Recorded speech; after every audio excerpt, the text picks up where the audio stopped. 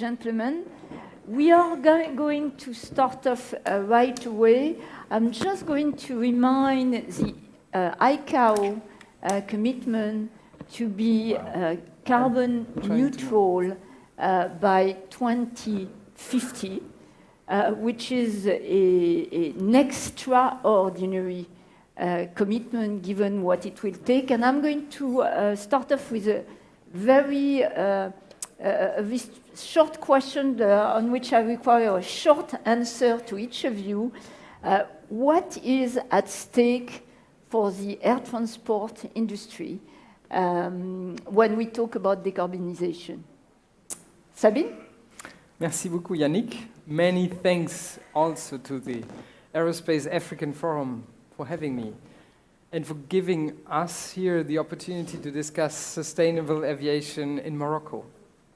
And for me, it's a front runner in energy transition in Africa, and I think there could hardly be a better place to discuss the future of sustainability. So let's start with a look at the challenge we are facing. And you reminded us the big challenges. So at the peak of the COVID crisis in 2020, the global CO2 emissions declined by 8%. And if we want to limit the global warming to 1.5 degrees, we must achieve that same reduction every single year for the next 3 decades. And if we compare that with the demand for passenger traffic alone, that we think will increase by 3.6% every single year in the next 2 decades, this is the opposing factors that we are looking at. So there is a huge gap, and this gap for us really calls for a revolution in aviation. So then there are very diverging views on the precise way forward and on the timeline, but I think that has always been the case in the past as well, when we look back into the aviation history. And I'm just thinking back in some of the big technology revolutions that we had. If I'm looking to fly by wire, at the beginning, of course, that was not shared by everyone when we first introduced it. By now, it's a standard. So these are things that call for big revolutions. And I think it's clear that these plans are very ambitious. So if we want to manage our targets and this ambition towards sustainable aviation, then for me the approach is always threefold, if you wish. First, improving the existing aircraft and the way we use them.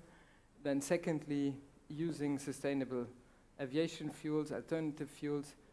And thirdly, developing really the big steps into new propulsion and aircraft models. And I think, without going too long, I want to give a couple of examples of what's in it for the 3 areas.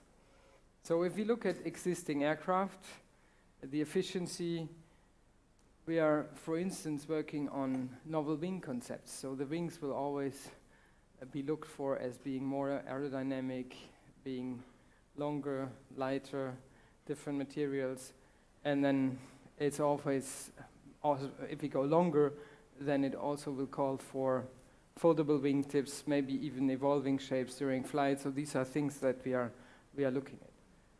Of course, we are also looking together with our partners here around the table at integrating novel engine concepts. So OpenFan is one of the ones we are looking at. Then we can also change the way we fly, we conduct the flight operations. If we look into migrating birds, so we also have done already a test flight where we couple 2 aircraft in a flight over the Atlantic, and we can actually save 5 to 10% by flying in optimized ways. So these things can be implemented, and we think for our concept, which we call fellow fly, we think it can be flying standard in the next 5 years. If Maybe I'm going to stop you there. Yes.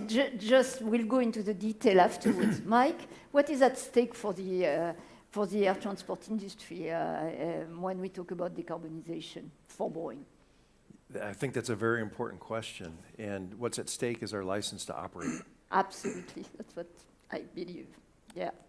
In 2019, 4.5 billion people flew on commercial jet transport airplanes, 12.3 million a day. And there are close to 97 million jobs that are supported by our industry. And at a global level, it supports about $3.5 trillion of economic activity. We produce 2 to 3% of the carbon in the world. As Sabine pointed out, the gap is going to grow as demand increases. And so I believe our very license to operate is at stake. Jean-Paul? Okay, it will be difficult not to repeat what I'm hearing. I mean, everything is correct. I will make it straightforward for me. It's really to, what is at stake is to create the future of air mobility. We have to do that. It's a duty, it's responsibility. It's at the end, make sure that all people in the world could still travel tomorrow, meet, deal, trade, and also access all the regions of the globe. I mean, it's our duty to bring the solution, and it's not one solution, it's the solution. And that's very important. Not to repeat what you say in your introduction, Yannick and Sabine and Mike, is the ambition is there. The ambition, we have a strong ambition now, we have a clear ambition, and that's really a good start. We set the tone. Every stakeholders in the industry say we have to be there. And the goal is really to be zero carbon emission by 2050. And it's a clear goal. It has been fully endorsed by all the stakeholders and repeat at the last ICAO General Assembly. So really we are there. It's a collective effort. And if I want to really highlight maybe 3 messages to start this panel is first, there is not one solution. Do not wait only the engine maker to find a solution. It's a global and collective. We have to tackle the energy, we have to tackle the propulsion system, we have to tackle the aircraft level, we have to tackle the operation of the aircraft and the product, so all the fields should be really deal with. The second message is, at the end, the key enabler is not the only one, but the key enabler is about technology and innovation. So we need, of course, investments, but we need also talents. And we have to also embark all our talents in this adventure because it's a great adventure for tomorrow. And maybe the last message for this introduction is, at the end, it's a matter of pace and timing. There is a race to run. 2050 is tomorrow.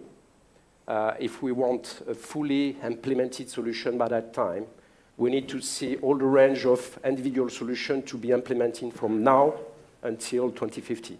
For the product level, at the product level, on the engine side, really what we feel is that we need to enter into service with a brand new propulsion system by mid-next decade. That's the timeline.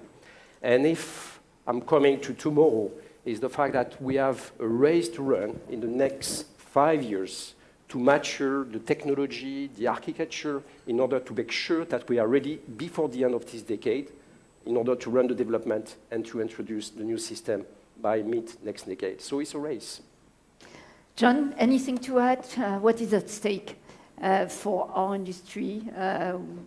We talk about the social responsibility that we have, which is indeed an additional reason for it. Anything you want to add? It's always a little difficult coming at the end. So, I'm sorry about that. I'll keep my remarks short. If you poll the audience, I won't, because it'll be kind of tough, but if we did poll this audience and said, who actually believes we'll get to net zero by 2050?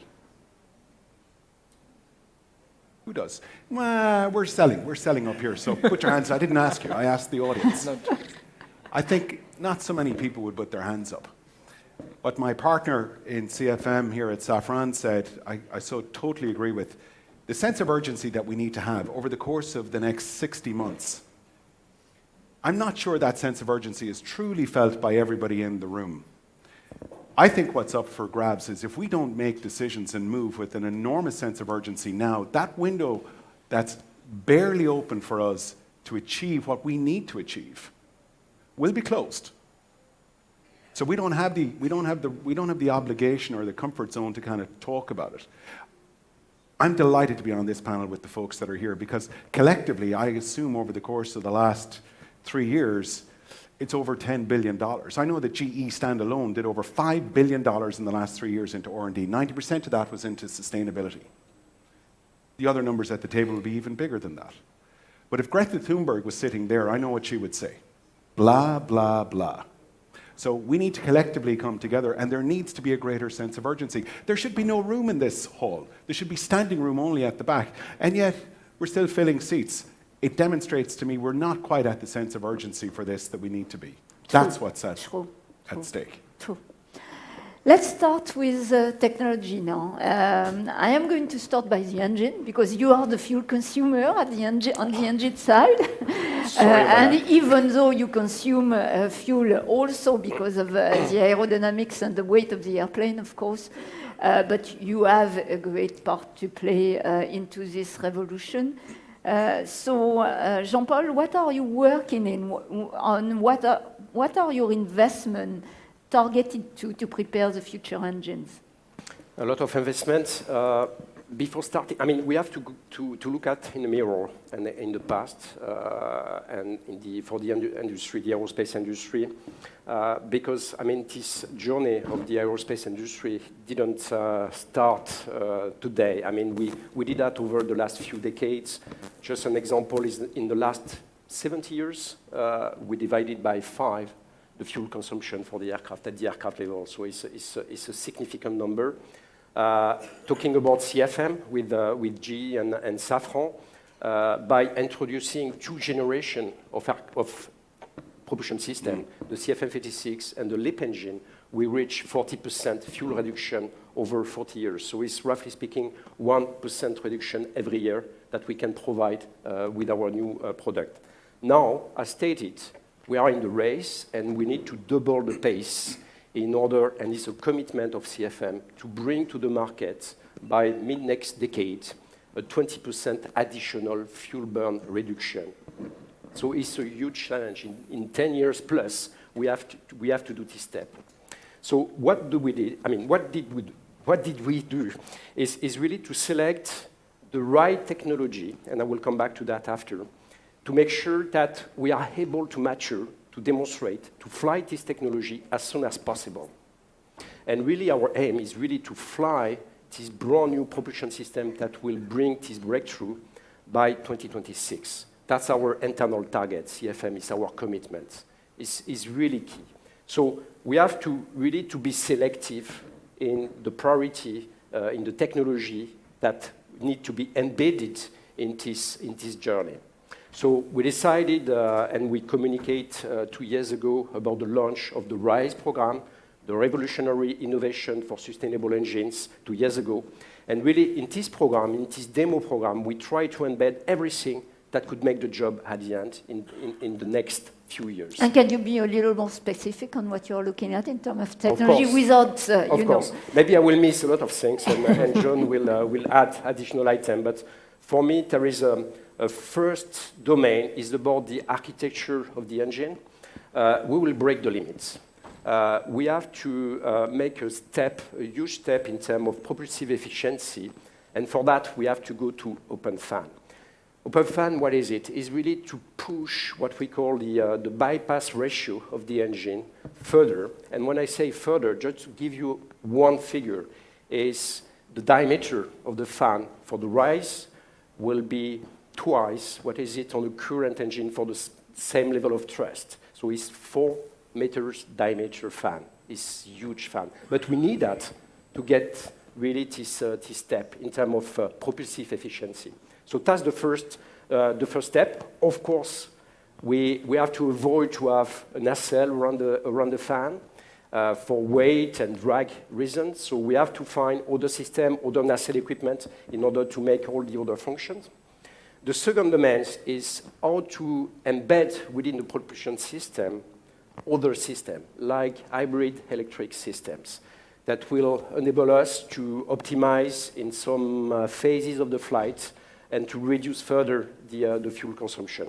That's the second domain. So all the 2 first one is really breakthrough compared to what you see in the field today, compared to the last generation we put in service 5 years ago.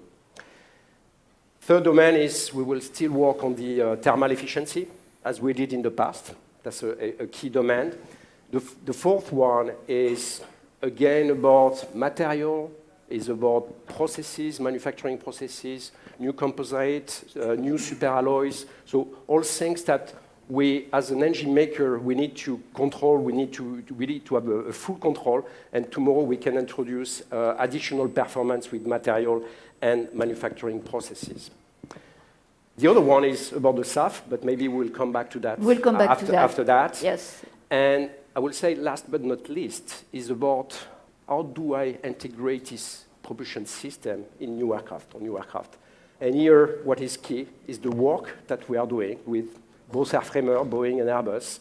It has to be a very close work in order to see what is the best configuration, integration of this RISE propulsion system within on the aircraft. So that's the last domain, but this one I will let the airframer to comment about that. Yes, and I will ask the question, of course, how do you integrate a 4-meter diameter fan into the current or future airplane? Well, John, anything you want to add or anything you want to add to propel us maybe 10 years later than the mid next decade? I think Jean-Paul gave a great overview of what we're doing around RISE. And again, I keep feeling Greta Thunberg sitting there and, you know, there's a one-liner I think she would say, there's no rear-view mirror in the cockpit of an aircraft. So let's not sit up here and tell me what you guys did in the past, because I care about tomorrow. The past is gone. With what we're doing together at CFM, we are trying to work with and serve our airframer partners to invent the future of flight. One thing I think we have decided on the GE side is there's so many enormous breakthrough technologies. Just on RISE alone, there's over 300 that we're working on. But then we think about materials and new fuels. Hydrogen, what we're doing with Boeing on hybrid electric and working with NASA, what we're doing with Airbus on a hydrogen demonstrator by the middle of this decade. In addition to all of that, there's another sort of modality of powertrain that we haven't spoken about, and people are proactively working at it. I had a coffee earlier on this morning with Anders Froland, the CEO of Heart Aerospace. They're not doing an R&D project. They're actually building an aircraft that's going to be certified in 2028. That will be a hybrid electric aircraft. So I'm not sure. I'm not sure which is going to be the winner. I suspect they all will be winners. They'll just cadence at different times. We need to make sure our responsibility, our onus now is to make sure we're putting the investment in, working with the airframer partners to ensure that as they come on, what the cadence, maybe hydrogen will be a little later than SAF, maybe SAF was going to be later than hybrid electric. We need to be together investing in all of them now. Back to that issue, the window's closing, it's closing quickly. Mike, how do you integrate an engine that is 4 meter in diameter? And if I can add to that question, what are you doing to the airplane as well to improve its aerodynamic efficiency? Yeah, it's a big challenge to take an engine that's got a fan that's that big and put it on an airplane and make the overall airplane integrate. One of the things that we have to make sure as the airframer is that as the engine gets more efficient in how much thrust it makes per amount of fuel consumed, that it doesn't get so heavy that the airplane weighs more and now you burn more fuel rather than less. And so it's always an integration, a complete integration at the airplane level. We just won a contract with NASA. NASA's contributing, the National Aeronautics and Space Administration in the United States is contributing $425 million US, and we're backing it with another $725 million or so to develop a flying demonstrator to demonstrate probably the most significant advances in aerodynamic configurations since the 707. And one of the things that I love about the configuration is that the high wing mounted high on the fuselage with a very high aspect ratio held by 2 lifting bodies that are called trusses provides ample room to be able to experiment with our partners on advanced propulsion types. And while the configuration we're building for NASA will purely be an aerodynamic and aeroelastic prototype demonstrator, Our teams are working behind the scenes to ask the question about how we would fit an engine like a RISE engine onto a configuration like that.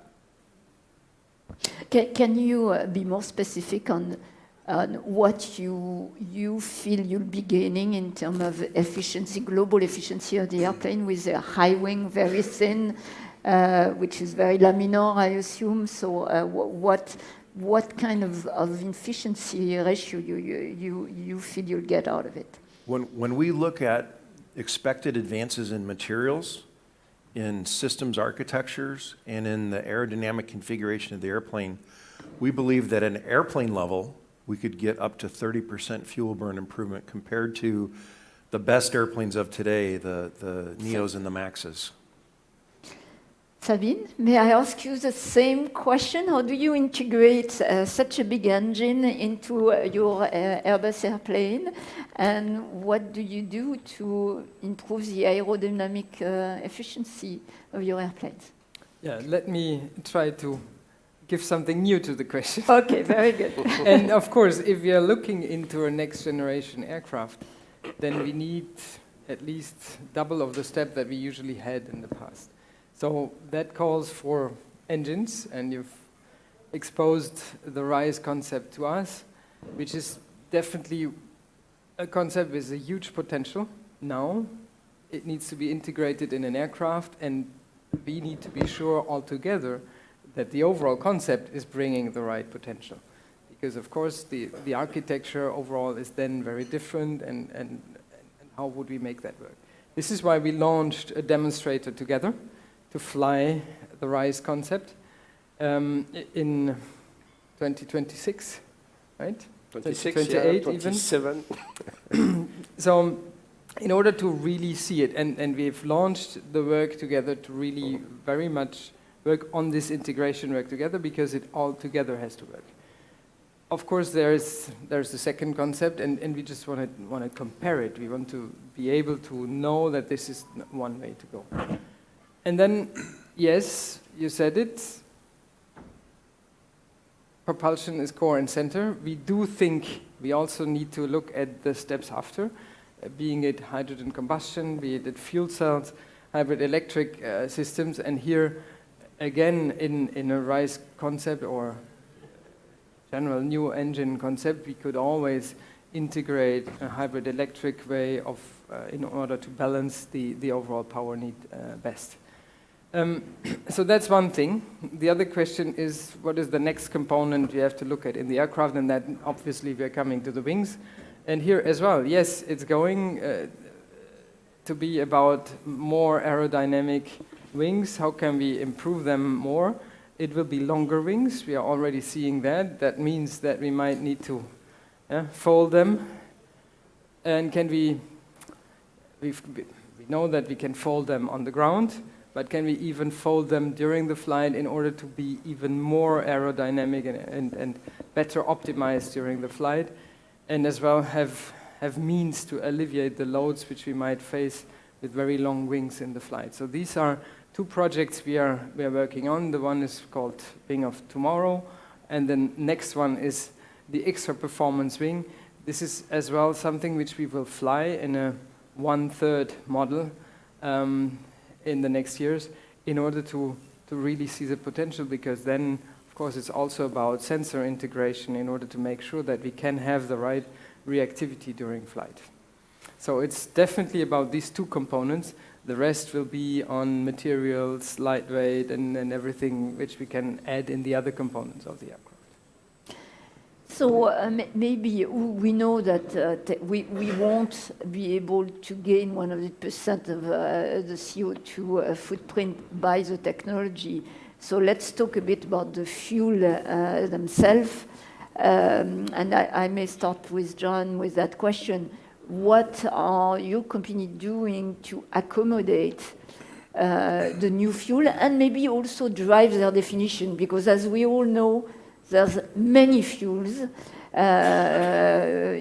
that can be named sustainable aviation fuel, and at the end, and for the use by the airline and the airport, will have to end up in a standard. Otherwise, it will not be used, and it's one of the challenges we have. So what are you doing at GE, first to accommodate the existing e-fuel and to drive eventually the standardization of those fuels? So, and I know that this is a topic close to your heart, Yannick, because you were talking about it earlier this morning. GE chairs the committee that oversees the regulation on defining what the acceptable SAF fuels are, so we're very close to this. Firstly, I would say every engine that is in production today by GE or CFM is capable, enabled to have 50% SAF fuel. Every engine that we are developing, and again, Jean-Paul can speak for Safran, but every engine that we look for going forward will be 100% drop-in. Bain, the global consulting firm, came out recently, you may have seen it in social media, and said, look, to create 20% SAF globally costs $1.3 trillion. So we're spending a lot of time talking about a fuel that today is more expensive than kerosene. Start there. And by the way, we're only going to get to, with $1.3 trillion, we're only going to get to 20%. So there is an element of calling this out and kind of saying we're focusing on SAF, but there's not going to be a lot of SAF. Of the 7 pathways, and each of them are viable in their own respect. But for me, I love the idea of synthetic. I love the idea of carbon sequestration. I think we can do that right around the world. No one pathway is really standout. I think we have to explore all of them. But again, I'd come back and say that I would urge the industry to be careful on thinking SAF is going to be the silver bullet. I don't think it is, because as we project out, as I look to industry that's actually going to produce and present the SAF to the airlines, I'm not seeing the sort of quantums that are going to be needed. So we're going to need public-private partnerships in a massive way to come to the table. But I also think that electrification is going to continue to play a bigger role than, frankly, what is featuring in the global narrative right now. It's probably, Sabine and I had the opportunity to have lunch earlier today, and it came up as well that you're probably going to start with smaller aircraft that will be hybrid electric, and I think there's a huge market for that around the world. But I think SAF, we need to be pragmatic when we're talking about it as well. Yannick, in terms of the quantum that's going to be available at the end of this decade and at the end of next decade. So as Jean-Paul said, I think we need to explore all of these energies, whether it's hydrogen as the ultimate fuel, or whether it's the 7 SAF pathways, or whether it's some form of electric hybrid in the near term. But for sure, the electric hybrid development will create probably another type of travel, which will be short haul, very short haul even, which are completely decarbonized, and that could indeed raise, and basically that don't exist today really. And you were talking about Earth Aerospace, the size of the airplane and the range make it very unique in a way. And it will create another type of travel and aeromobility, which is indeed very useful. Just to close that out, so when we talk about small aircraft and the range of these hybrid electric aircraft that are being developed, and thanks, Anders, for the update on that, but he's talking about an aircraft that can go up to 800 nautical miles, 200 if it's just electric. If I look at, there's 4 of the 5 of us on this panel are Europeans. Do you know what the average hour cycle ratio of a European domestic aircraft is? Yeah, it's probably less than that, probably. Much less than that. Yeah. Number one. And number two, we've lost connectivity. I live in the United States and delighted to be living there. We've lost connectivity in the United States between a lot of dots on the market and on the map. So we have in continental Europe these airports that have just closed. Those airports can all be reopened if we can do so in a sustainable way. But the last comment I would make, we need to focus on the dollars. Follow the dollars. If fuel is $1 more expensive, it's not going to work. You got to find a way for the fuel to be cheaper. Get that CASK as low as possible. That's what's going to be the winning proposition. Yes, and it will have indeed to come with some governmental help, like the United States have decided, by the way. As we saw originally with solar power, yes, to get it going. Exactly. Jean-Paul? Yeah, maybe an additional comment on what John just said. I think it's difficult today to say that availability is not workable. I think there is a lot of investment, there is a lot of technology that could be provided in order to really make SAF more available tomorrow. So I think it's a complex subject with different sort of standard of SAF and so on. So we should be careful. And I agree with you, John, about the fact that synthetic fuel also are something that we should investigate further, because it could be an additional solution to the shortage or the availability of SAF. What I want to say in addition to that is for the engine maker, CFM, Safran, NG, I think to be 100% SAF compatible, whatever is the SAF, we know how to do it. I mean, maybe there will be some tweak, there will be some adjustments, but we know how to cope with whatever will be the SAF tomorrow. We are not, I will say, on the critical path. That doesn't mean that we are not investing to understand what is going on. I mean, we have a lot of tests running, demonstrator and so on, so we understand everything. But I can say here the fact that we are not on the critical path, and we will be very, I will say, flexible to adapt what is the best SAF in the world in order to really make sure that we have a SAF available. So I think the availability is the key point for the SAF for tomorrow. It's not the engine itself. You're going to need an aircraft that's flying an engine that's going from, Casablanca flying to JFK. Yeah. So the SAF that you use when you fill it here could be fundamentally different to the SAF that you're going to use over there. So the challenge is for us as the engine manufacturer is it's not just here's one good SAF. There's going to be different SAFs that are going to be developed around the world. The engines will have to be compatible in some way with all of them. So it's not a small challenge. So you don't believe standardization will be the way because there needs to be some, I mean, I feel there needs to be some standardization. I think you're right, and you're right. I mean, we need to define standard, the right standard, but the standard to make sure that a lot of SAF, a variety of SAF, will be compatible with this standard to make sure that we get the best lever in order to get the availability. So we should not mix standard and availability. Mike, I've seen the Boeing announcement. Yes, I did. Saying that you're doubling your SAF utilization in your commercial operation. Which means that you have great investment and you believe in the fact that we need to progress and show the way. Yeah, and we almost tripled, in fact, announced 5.6 million gallons for this year. And we've been studying SAF for a long time. We conducted the first SAF operations in 2008 in partnership with GE on the 777 freighter in 2018. We operated the first 100% SAF flight, not a blend, but 100% on a 777 freighter. And we believe SAF is going to continue to be important in the near term.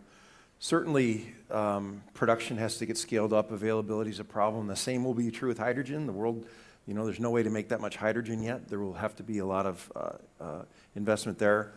But one of the reasons why we believe SAF is important is that the electrics and the hybrid electrics, they are also important, but they address about 5% in markets that contribute to about 5% of the world's emissions. Yeah. Over 85% of the world's emissions come from long-haul flights. Absolutely. And so we have to make sure that if you design an airplane for a long-haul flight, it's a better airplane than what we have today. To be more sustainable, you've got to have both a better airplane and a lower carbon footprint at a global level, not emissions out the tailpipe, but total life cycle carbon footprint of creating the energy and then flying the airplane. And I love hydrogen in some applications, but it does take 4 times the volume of Jet A. And if you could imagine an airplane that has 4 times the volume that they have today for jet fuel, that means the airplane will be bigger, that means it will weigh more, that means that it'll have more drag, and that means that it'll use more energy per seat mile than we do today.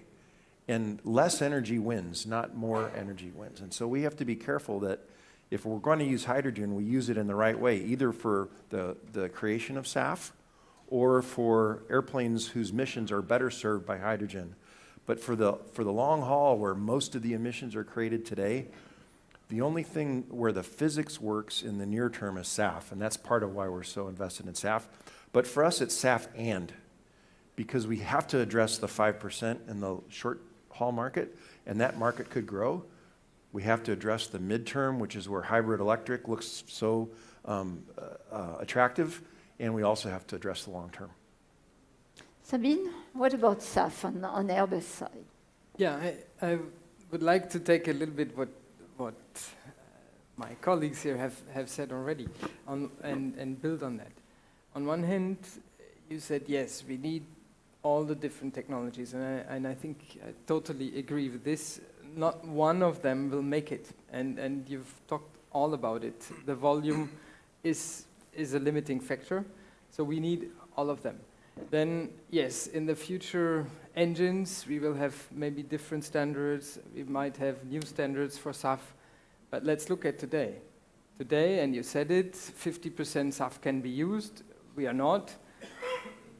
We know how to certify towards 100%, at least for one or two of the standards, which we might have then.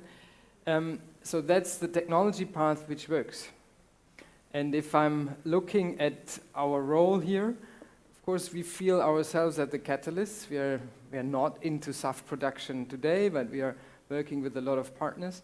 And we are also offering, for instance, the delivery flights to our customers for long already with SAF. We're doing our own flights with SAF. So actually, we had given ourselves targets in 2022. We wanted to take it to 5% for our own usage.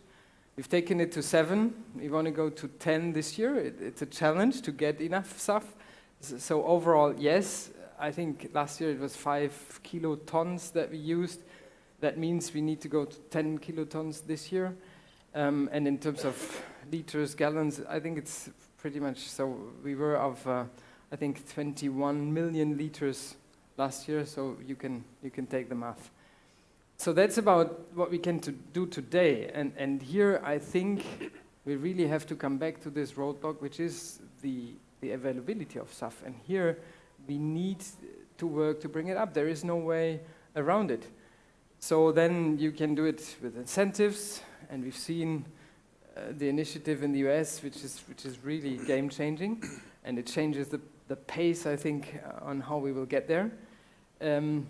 We have different approaches in Europe so far by targets and more taxes. Both work, but I do think we really need to stimulate the market with the right investments and to make it happen. And then the regional approaches will all be different because of the resources you can use, because of use of biomass, use of sun and hydrogen to do the PTL, so the synthesized SAFs. So I think we will anyway need it all, but we need to do a big deal to go faster. The pace is not fast enough, nowhere. Anything to add from any of you on what kind of measure would incentivize investment in SAF? Because whether we like it or not, as you said, Mike, it's compulsory to have fuel that will emit less CO2 or no CO2 for long-range airplane. We know, and each time I'm speaking with an airline that is buying SAF today, they are saying that it's very difficult to find. Expensive, yes, but first and foremost, impossible to find, even if you're willing to pay for it. So what could drive that investment according to you? I know eventually we are not the right crew to answer that question, but it's really key because it's really our power to operate that is at stake there.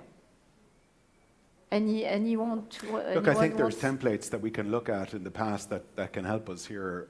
In our renewables business at GE, you know, if you look at the cost of power that was being generated 10 years ago versus what the power today, it is a fraction of what it was 10 years ago. How did you get there? You know, governments had to step in. You can step in two ways, with the carrot or the stick. Mm-hmm. Frankly, you're going to have to do both. You're going to want to incentivize people to step up. You can make a return on your equity investment if you capitalize doing this work.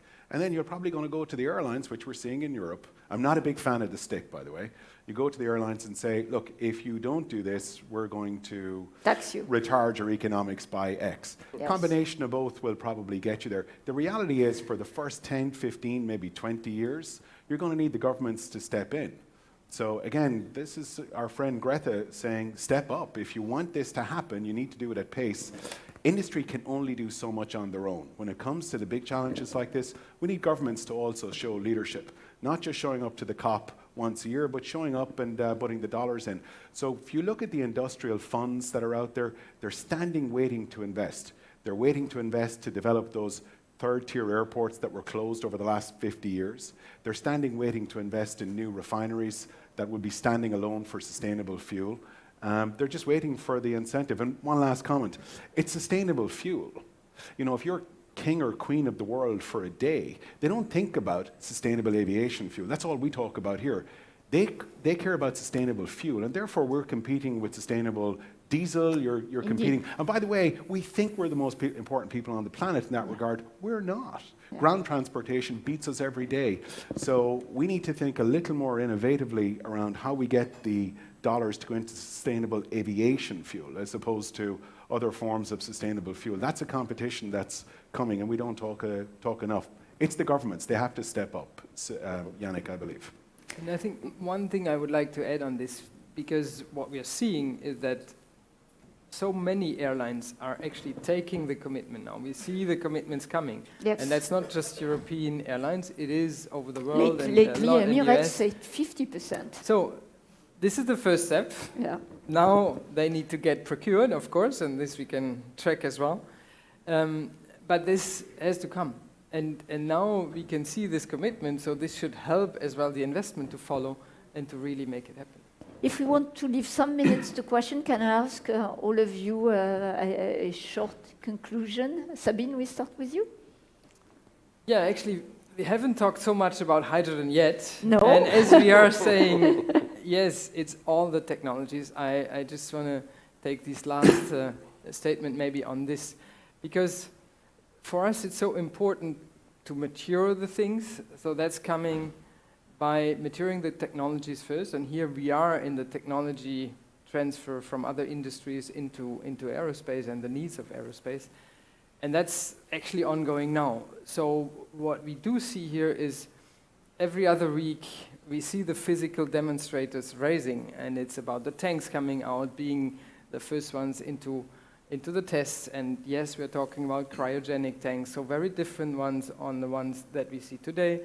It's about the demonstrators we launched together here in order to fly it, to understand it. It's about another demonstrator on fuel cells. So it's really about technology steps, but which are paving the way on that roadmap, which will bring us to 2035.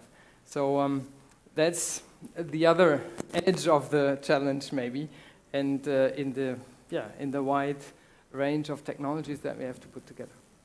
Mike? I think the point about the difference between sustainable fuels and sustainable aviation fuels is a really important point. Yes. I believe that we need to focus on what the right tool is for the job in the transportation system, not just the air transportation system. There are some modes of transportation where liquid natural gas is the right tool. Liquid hydrogen is a great tool for road transport and for potentially other means. Electrics works great for trains. We just need to make sure that we're trying to achieve the lowest climate impact, period, across the board by picking the right tools for the job and not focusing on one specific technology because we're in love with it. Jean-Paul? Okay. I think we have a clear ambition. We know where we want to go. It's a collective challenge. One of the key items is make sure that we have the right alignment and the right stability also, and that's down to the government, the agency, to make sure that stability will bring the investment and the confidence level about the fact that all the stakeholders, ourselves, the airframer, the energy provider will invest and make sure that the rules the framework will not change tomorrow. And that's very important to really make sure that we are focusing the investment at the right place, because at the end, it will be a combination of many things that will make the job at the end of the day. So this road has to be settled. On the engine side, we are in the race, as described before. This race with the demonstrator has already started.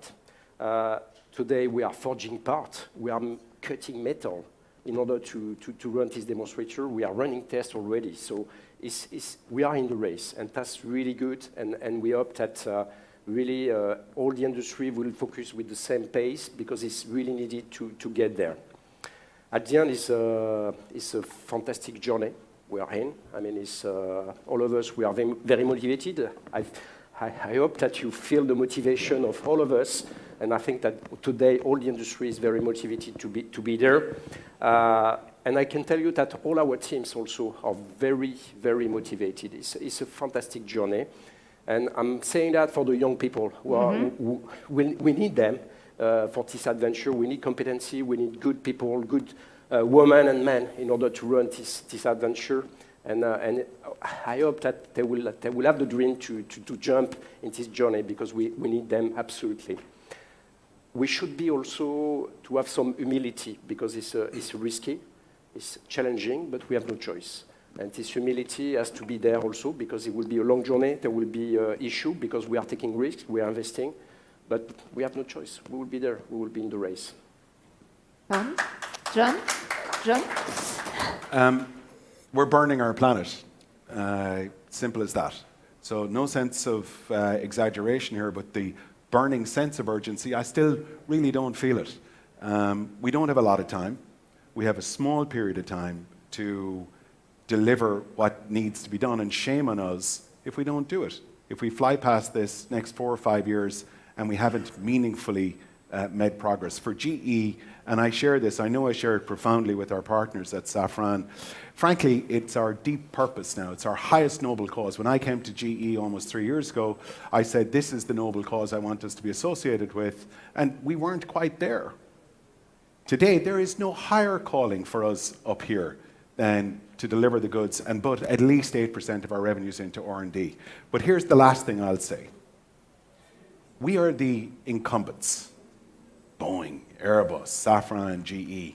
What I care about as well is the insurgents coming up that are out there, that are sitting in the audience, that are coming up with new modalities, new challenges.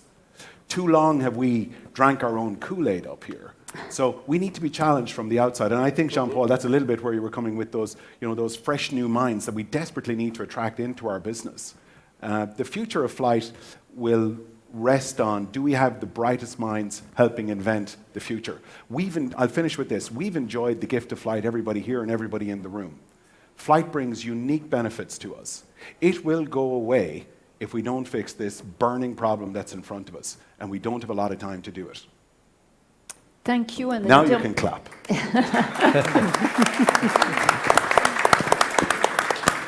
We have 2 minutes less. It's not a lot of time to answer questions, but if anybody has a question, we'll be happy to take it. Over there. Yeah. Is there a mic somewhere? There's no mic around? Then cry at us. Yes. Yes. Thank you very much. There's a mic. It's going to be much easier. So thank you very much, everyone, for your answers. But my question has to do with the technological gap that we're trying to achieve here in this race. And considering how big it is and considering the current state of the technology, we're talking potentially disruptive technology. And so it's reasonable to assume that not everyone will finish the race at the same time or with the same level of quality. And considering that, we're potentially talking major risk of the whole chessboard of players, that the whole landscape could be changed, completely changed. And so when we say that suddenly 2050 surely sounds very close, but becomes dangerously far. So I wanted to have your opinion on that and your feeling on that. I would say absolutely that can be the case. You have the CEO of Heart Aerospace is sitting 3 in front of you. So for us to think, for us to be have the hubris to think that it will be the same four people sitting here in 2050 is nonsense. Look at Kodak. Look at BlackBerry that we were all in love with just 10 years ago. None of them are really around today. So I'm sure of the future, and I would encourage that for others to come and compete with us. That's how we'll get better. Elon Musk had a great one-liner a couple of years ago. Somebody asked about the future of Tesla, and he said, maybe Tesla goes bankrupt, and if it does, it'll be a great thing, because his vision was the decarbonization of ground transportation. If they go bankrupt, it's because somebody else can do the job better. If your higher noble cause truly is decarbonization, then that's what you need to make happen. So I would say to those competitors, that young talent that's coming on, bring it on, let's go. That'll force us to be even better. I'm pretty sure everyone here will be here in 50 years. I hope they will be, including Jean. I think Maybe not sitting in, yes, these guys. But I think we can even go one step further. This is a challenge that nobody can do alone. So competition is good, but at the end we need a lot of the ecosystem even together, and we need this small competition, quick competition, but then we need to bring it together. And that's actually what's happening as well. You were talking about the talents, and I find it so good whenever we put them on the demonstrator and the quick learning path, they are really into it, and they are coming, and we are still attractive to get them on, and I think they are rightly taking the train with us. Can we take a second quick question, if anybody wants to ask? Yes. Yes. Yeah, right there. If you can bring the mic, yes, thanks.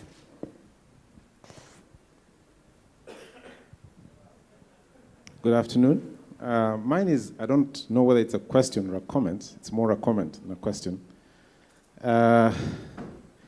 It's a bit of a conundrum that we find ourselves in Africa. So there's a lot of discussion around sustainability. And there is a comment that John made around any additional dollar to SAF is not going to work. I'm just quoting him verbatim. And I cannot agree more to that statement, because in Africa, what is more important to us is eradication of extreme poverty. That is the most important MDG. And I dare say, and I know it's controversial, but it's a fact, it's more important at the moment than environmental sustainability. Now, one would argue that they go in tandem, but the immediate need for Africa is growth and development. And we cannot grow and we cannot develop if we don't fly more and we don't interconnect our cities. So the discussion around sustainability is critical, but for us is sustainability of our economies. Now, an additional cost to flying to our CASK hurts us significantly. So what we're looking for is, we would like to fly a lot more. We only fly 2% of global traffic. We only contribute 2% of emissions as aviation. So Africa contributes 0.04% of any emissions at all. The point I'm trying to make is this, is the solutions that we need to find for Africa would be those ones that will reduce our CASK so we can fly more, not less. Any solutions that will increase our cost is going to be detrimental to our people.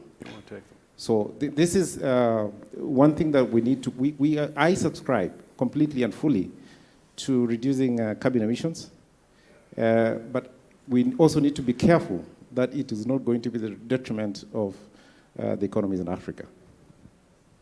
That's my comment. Anybody wants to bounce back on that? Because I think it's one clearly comment understood. I would like to make to that, Yeah. because I think we can see I fully agree to your comment. Absolutely. Now, You then cannot if we disagree. look at the page even a little bit bigger even, then you come maybe to a play where you can combine the two. And if I'm understanding your plans, for instance, in Morocco to go into over 50% of the energy being sustainable by 2030, this is exactly pulling these two together. Yeah? Everything in the future for mobility will be about energy. Yeah, so that's a bit wider than talking SAF today. Yeah, and here you can be in a very good place, and this is the train that you've taken. So I would try to combine the two anyway, because then the cost topic will eradicate very quickly.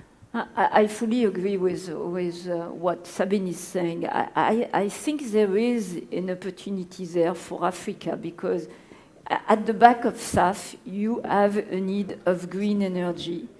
And you have a lot of sun, you have wind in some country, like Morocco, not every country, but many countries.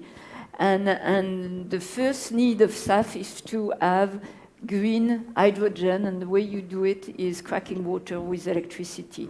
And it's really a unique opportunity for Africa, because when you look at all the analyses that are done on the places in the world where it will be best to produce hydrogen from green electricity, you find Africa again and again. So yes, we understand perfectly where you are coming, and it's perfectly understood. You need to grow, and for that, you need the cost to be low. But at the same time, if you look at the wider picture, I think there is opportunity for Africa in this transition. I think we've overrun time. Is there a very last question?